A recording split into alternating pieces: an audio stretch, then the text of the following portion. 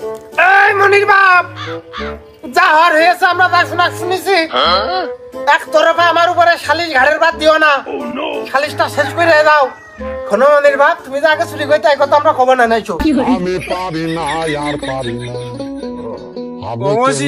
না, আমি যে আগে চুরি করে বেড়াতাম, কারোর কাছে কবি নান তো, আর তুই কোষ তোর বোর কাছে যেন কোষ নে, তালি সারা গ্রাম ছড়িয়ে পড়বে না।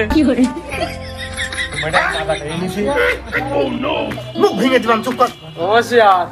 বসলাম। হ্যাঁ, আমার লোক, আরে মনির বাপ তুমি আর বলো না তো, আমাকে গ্রামের লোক ঢাকায় যে চুরি চম্মা করে খাওয়া মানে কি? আমি একটা বীর যোদ্ধা মনে করি, জীবনের সাথে সংগ্রাম করা বুঝি।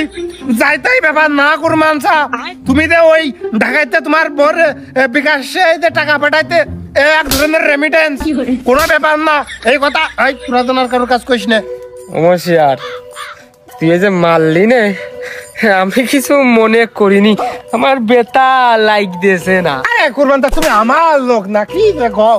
এই না মানে স্টার্ট করে দিই। ভাই আপনি আমার পারা রাগ করতে না, আপনার পারও আমার রাগ মান অভিমান কিছু নেই। এখন কথা হচ্ছে সত্য আমরা ভাই ভাই, তাই না? এখন যে ওই মহিলার যে ব্যাগটা আপনি হাতাইলেন, ওই ব্যাগের মধ্যে কি মানে